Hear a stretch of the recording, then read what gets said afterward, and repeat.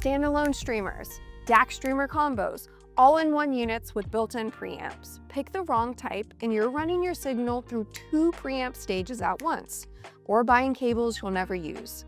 The streamer category has more variety than most people realize, and the difference between them matters. This isn't a preference thing, it's an architecture thing. Get it wrong and no amount of tweaking fixes it. Here's exactly how to figure out which of the 3 types you need, how to physically connect it, and the software compatibility checklist you must review to get the absolute most out of your system. Before we get into the how, let's take roughly 60 seconds on the why. Why do you even need a streamer when you can just use your laptop or phone? Well, for starters, your phone and laptop weren't built just to play music. They're constantly multitasking, pulling Wi-Fi networks, syncing cloud services, running processes you didn't ask for. And every single one of those tasks generate electrical noise that bleeds directly into your audio signal. And that negatively affects sound quality, whether you notice it or not. A dedicated music streamer is a specialist. It strips away all of that, dropping the noise floor, and giving you a much cleaner signal right from the foundation of your chain. Plus, using a streamer takes your phone out of the equation. When your phone isn't your main source, a phone call doesn't stop the music, and a notification doesn't break your focus. And the battery life of your phone and laptop, well, that lasts much longer too. A good streamer consolidates your entire music life into one hub. Streaming services, locally stored files, CD rips, multi-room playback. It's all in one place, running through one unit that was specifically built for this. So these are all great reasons to use a dedicated streamer. But what I really want to dive into is what a streamer can do for you and what features it provides. Because if it doesn't have the features you need, then it's not much use to you. There are 3 main types of streamers on the market, and not all of them are created equal. Each one connects differently, and to figure out how to use them, you need to know what's inside them.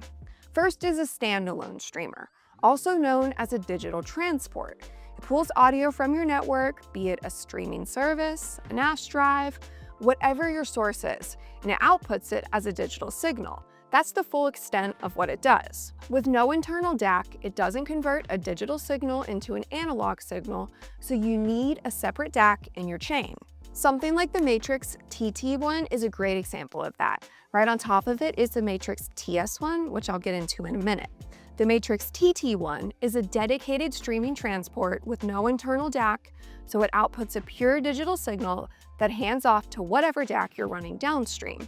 Then you have the second type, which is a streamer plus DAC. This means that the DAC is built right into the unit, so the decoding of 1s and 0s into an analog signal is already done for you. No external DAC is required. Though it's worth noting that some of these units still have digital outputs, so if you already own a DAC that you would rather use, you can just bypass the internal one and route through your own. The Matrix Audio MS1 is that second type, a streamer and DAC in one box. Connect it straight to your amp with no extra hardware in between, or bypass the internal DAC and use your own. Category 3 is a streamer, DAC, and preamplifier combo. This is the all-in-one configuration. Everything from Type 2 plus a built-in preamp. These are incredibly popular right now because they have volume control built in, which you can manage via an app, a remote control if it comes with one, or a physical knob on the front. This type outputs directly to a power amplifier or powered speakers. And that Matrix Audio TS1 I mentioned earlier, well, that's the perfect example of this configuration. It's a streamer, DAC, preamp, and headphone amplifier all in one unit. You could honestly just buy this and have everything you need to get started. The Orander A1000 falls into this category too, minus the headphone amp, and adds Bluetooth, aptX HD, and Chromecast audio if you're pulling in audio from several mobile devices. All right, now let's talk about how to connect these devices, starting with the standalone streamer. A streamer will typically have digital outputs on the back, such as optical, coaxial, USB, and sometimes I2S. Those digital outputs connect to the matching digital input on your external DAC. Then from the DAC, you run analog outputs like RCA or XLR into your amplifier. If both devices support it, I2S, featured right here on the TT1, can be an excellent option because it sends the digital audio signal directly in a format that some DACs can use very efficiently. But just keep in mind here though, that I2S is not a universal standard yet, so it only works with compatible I2S devices. So that means that your DAC also has to support I2S. So with the TT1's I2S output here, it pairs directly with the Matrix Audio ND1 DAC, which has matching I2S support. It's a great example of two devices built to work together over I2S. USB is the most common and practical choice because it's widely supported, handles high-resolution audio well, and it's often the easiest way to connect a streamer to a DAC. You don't always have to chase the fanciest connection. The best option is the one that's properly supported on both ends. Now, if you have a streamer with a built-in DAC, you'll find analog outputs on that back panel, typically RCA or XLR connections. Because the DAC is already built into the unit, like it is with the TS1, you don't need to send a digital signal to an external DAC. Instead, you send the analog signal straight into your preamplifier or your integrated amplifier. Finally, if you have the all-in-one streamer DAC preamp combo, you're outputting directly to a standalone power amplifier or directly into powered or active speakers.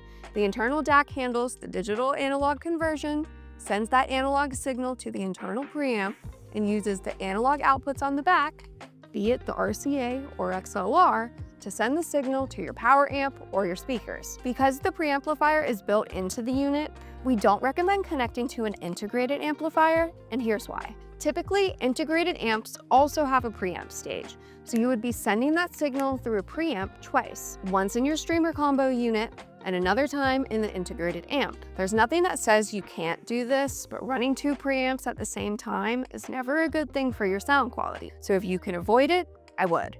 But if you have to connect to an integrated amplifier, go into your streamer settings and see if you can find the fixed output or bypass option. Most all-in-ones, like the Matrix TS1, will have a fixed output or bypass mode buried in the settings. This disables the internal preamp in the unit and lets the signal pass through as a pure source, just like it does with a standalone DAC streamer. Most units will have this feature, but I definitely recommend checking before you configure your setup. If you only have an integrated amp to work with, then this could be the deciding factor between getting a streamer DAC unit or a streamer DAC preamp unit. The hardware is only half the battle, and it's arguably the part people worry about the most. The software side is where things start to come together and where the apps you use daily enter the equation. Streamers do not automatically support every single streaming service out there, but they likely support the ones you use. But you always want to verify compatibility just to be safe.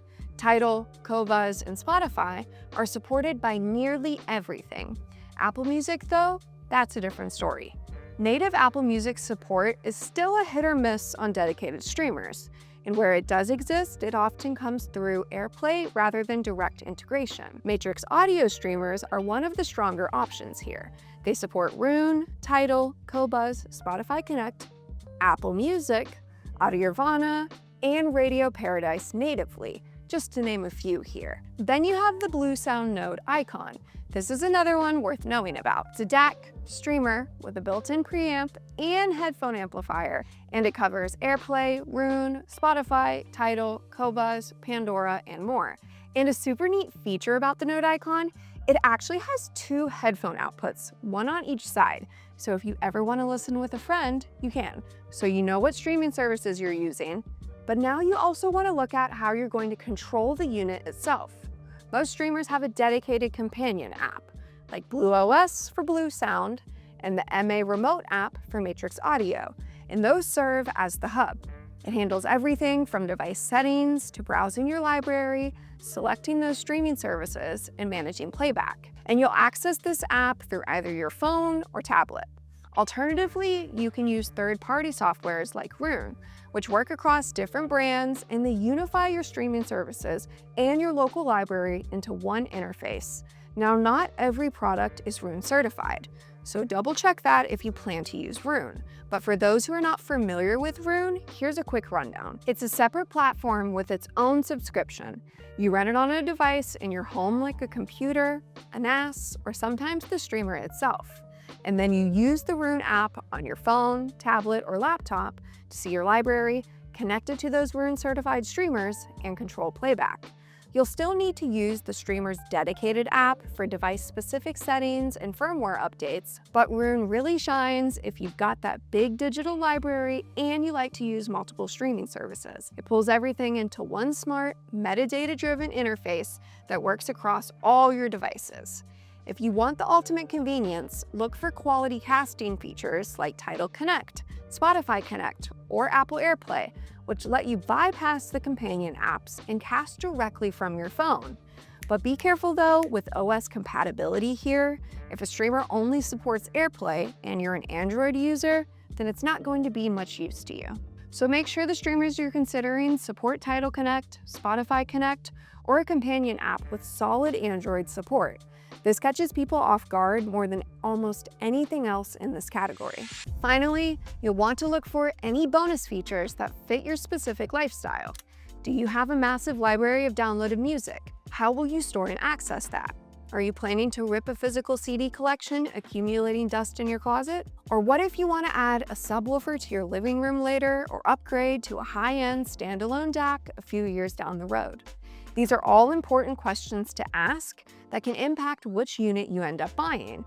Because to go back to my first point here, why are you investing in something that you can't use? If you love feeling the deep physical impact of your music and plan to build a 2.1 system, meaning 2 speakers and a subwoofer, you absolutely need to make sure the streamer you're looking at has a dedicated subwoofer output. Both the Matrix Audio TS1 and the Bluesound Node Icon have sub-outs. Trying to seamlessly integrate a sub into your system without one can be incredibly frustrating. And if you're looking at a streamer and DAC combo, but think you might want to upgrade to a massive high-end standalone DAC down the road, then check the back panel for digital outputs. This simple feature beautifully future-proofs your system, letting you bypass the streamer's internal DAC later without having to buy a whole new streamer. Now, when it comes to your existing music, if you have a massive local library of downloaded files, look for a streamer that supports NAS drives or one that allows you to install internal storage like an SSD. If you have a huge physical CD collection, some units actually have CD rippers built in, or they let you rip CDs by plugging a USB disk drive into the back. The ripper gently extracts the audio and stores it in internal memory or a connected NAS. The Orander A1000, which I mentioned earlier, has digital inputs specifically for connecting a compatible CD ripper or CD player. So if you've got that physical collection you want to preserve digitally, it's a natural fit.